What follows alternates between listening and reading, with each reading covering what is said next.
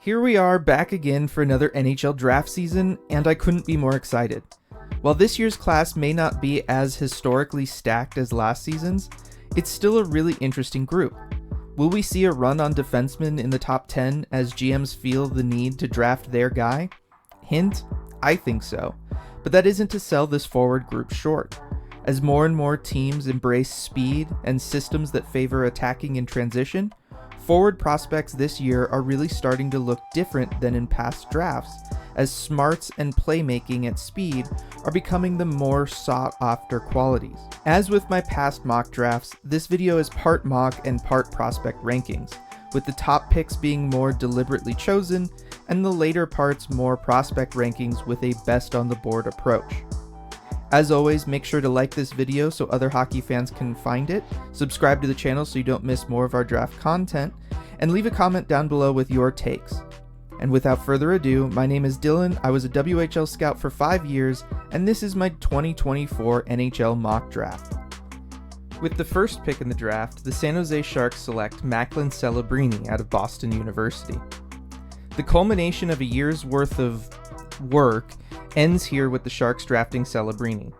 The franchise still has a way to go, but adding the draft's best player and one who can be a steady, reliable piece down the middle, and a productive one at that, for a decade plus to build around is going to accelerate their timeline.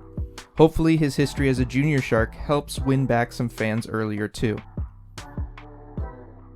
With the second pick in the draft, the Chicago Blackhawks select Ivan Demidov out of SKA St. Petersburg. Pick 2 is where the draft really starts, and while I think Levshunov is a special player and would be a great addition to what the Blackhawks are building, I'm a firm believer in taking the best on the board, and that is Demidov. The most dynamic and skilled player in the draft, he would give Chicago an absolutely broken offensive pair playing alongside Connor Bedard. The only question is whether they think it'll be hard to get him out of Russia in a timely manner, say next offseason. If Chicago believes they can, they should go for it. If not though, Levshunov will be the pick, and not a bad one. With the third pick, the Anaheim Ducks select Artyom Levshunov from Michigan State. The Ducks draft is easy, just take whoever the Blackhawks pass on between Demidov and Levshunov. In this case, they get the big two-way defenseman who will be able to step in and lead an already solid group of young defensive prospects. More firepower up front would be nice in Anaheim, particularly depending on the return they get when trading Trevor Zegras, but they got that in Cutter Gauthier last year, and Verbeek is too smart to let a player like Levshunov pass him by. With the fourth pick, the Columbus Blue Jackets select Anton Silyev from Torpedo Novgorod. Columbus already has a strong group of young defensemen, but none are like Silyev. He's big and already has a professional track record of sound and solid defending.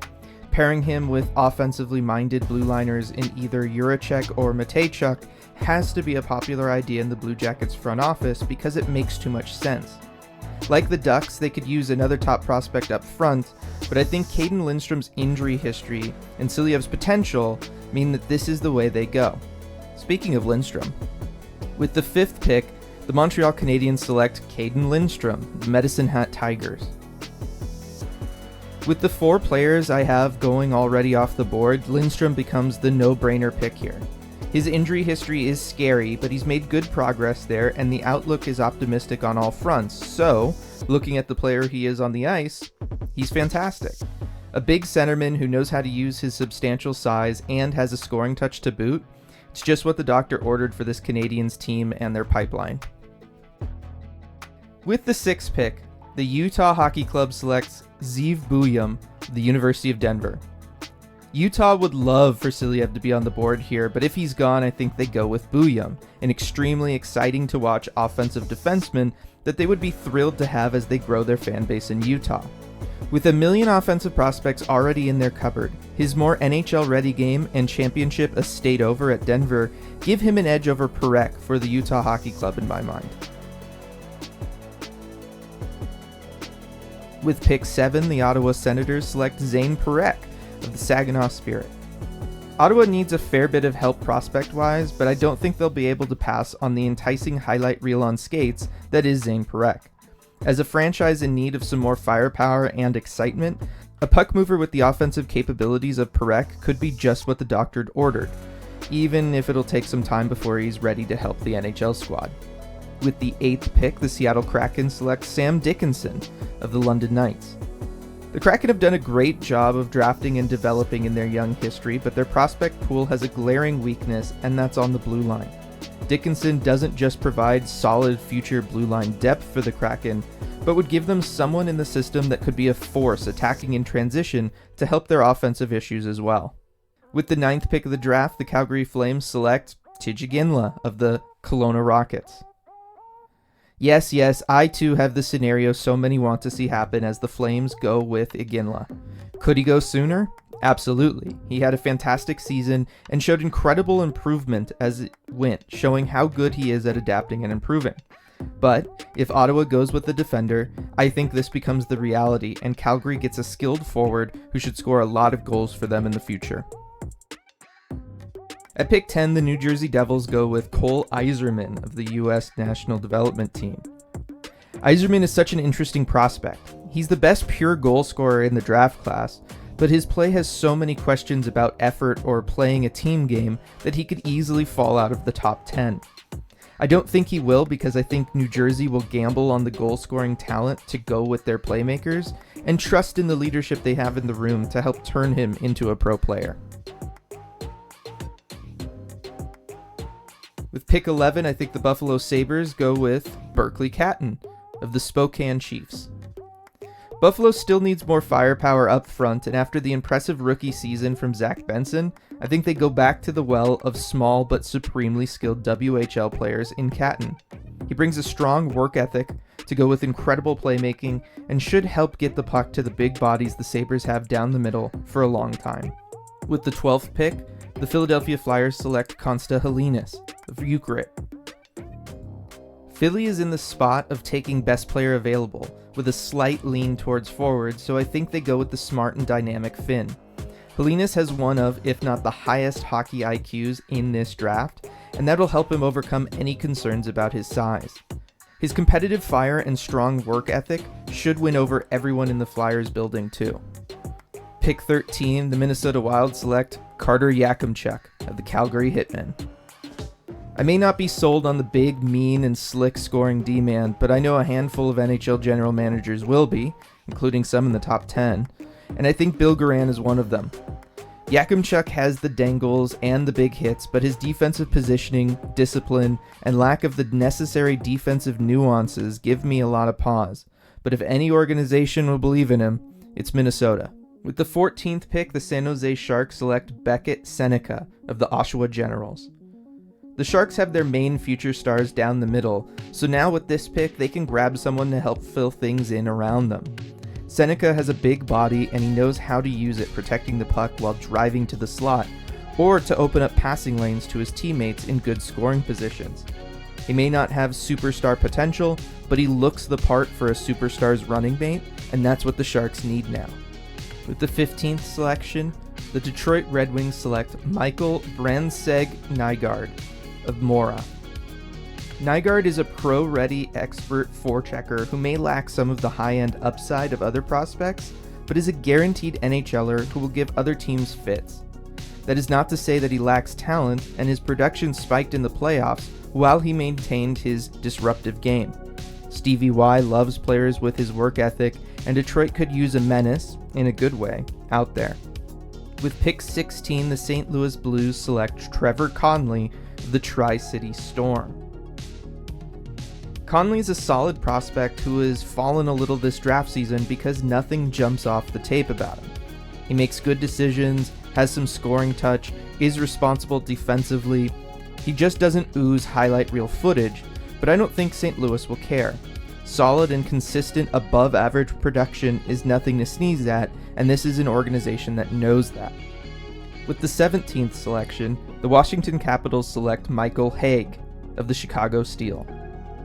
As the Capitals continue their soft rebuild, they have two glaring needs prospect-wise: center and defenseman, so this pick could go either way, but I think they lean with boosting things down the middle with Haig over an Adam Juracek. Haig is a fast, dynamic center with a lot of potential that a lot of teams should be interested in adding to their organization. With the 18th selection, the Chicago Blackhawks select Adam Juracek from HC Plzeň. With the Blackhawks opting for Demidov earlier in my mock, I think they used this pick to address the blue line. The younger Juracek is a gifted playmaker who can walk the blue line and find teammates anywhere in the offensive zone with a variety of passing techniques while still having a 6'2 frame. Adding him to a power play with Bedard and Demidov should keep rival coaches up at night. With the 19th pick, the Vegas Golden Knights select Liam Greentree, the Windsor Spitfires. Despite the fact that we all know whoever Vegas drafts will just be traded in 2 years at the deadline, I think they take Greentree if he's available, which admittedly is a big if. His ability to attack off the rush would fit perfectly with Vegas's transitional offensive approach, and his size can come in handy for the many playoff runs they'll be on. With the 20th pick, the New York Islanders select Stejan Solberg of Vålerenga. What does the general manager who thinks he already has everything do? He goes out and gets a big, mean Norwegian who skates surprisingly well for his impressive size while laying waste to everyone in his path. If he's on board for Lou at 20, I think he pulls the trigger to make his team even meaner come their springtime playoff runs. With the 21st pick, the LA Kings select Cole Baudouin of the Barrie Colts. As much as I would love to mock Igor Chernyshov here, as the Kings could use the high-end skill, I think a GM on the razor's edge will opt for the safer bet in Baudouin. A competitor in all three zones who knows how to use his size to bully his way into good scoring areas is something the Kings have experience with, and I think Rob Blake will go back to that well.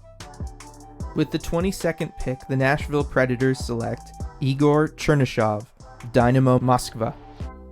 Nashville has shown the last few drafts that they value skill in the first round over anything else, and I think they stick to that strategy here. Chernyshov has high-level shooting and passing skills with an aggressive attack off the rush approach to go with his impressive size. He could really turn into a nasty, tough-to-handle power forward in the right system or place, and I think Nashville would love to be that place. With the 23rd pick, the Toronto Maple Leafs select Sasha Boisvert of the Muskegon Lumberjacks. General manager Brad Treliving likes guys with size and the ability to throw it around, and Boisvert has that to go along with a sneaky good skill game.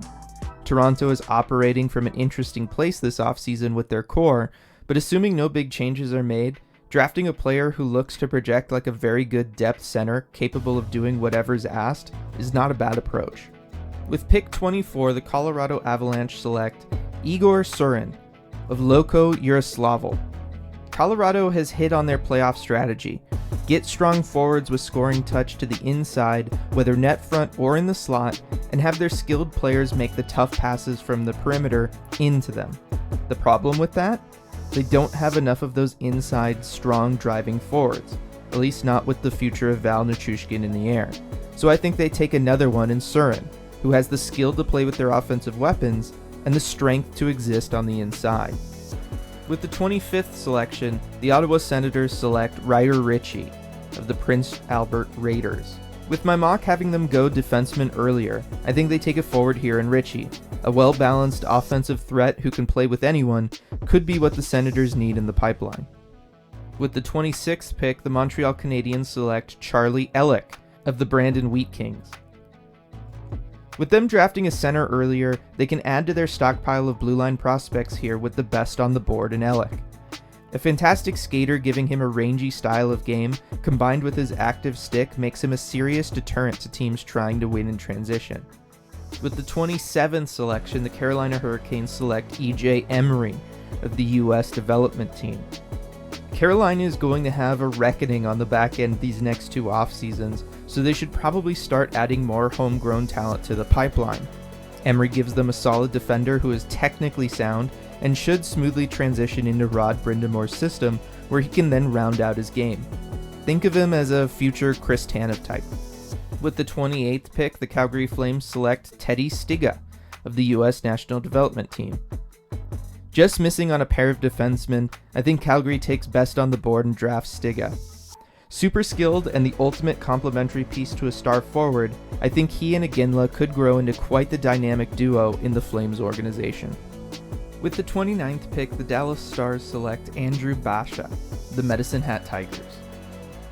Quick and high energy, Basha has near zero bust potential. His scoring and especially his playmaking are very good, and he's proven he can be a dominant player's running mate while maintaining the style and work ethic of a bottom six player. With the 30th pick in the draft, the New York Rangers select Nikita Artymonov of Torpedo Novgorod. Artymonov is an exceptionally smart player, and if you don't believe me, the fact that he played the majority of the year in the KHL should be evidence enough. Because of his playmaking from either wing, I can't think of a better mentor than the star they have in the Big Apple already. With the 31st pick, the Anaheim Ducks select Jet Luchenko of the Gulf Storm.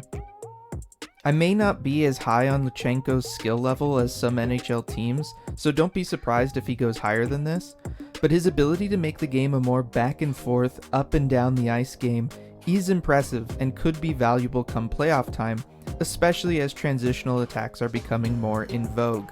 32nd overall, the Philadelphia Flyers select Cole Hudson of the U.S. National Development Team. With the last pick, I think the Flyers take a swing at Hudson for some more offense from the back end.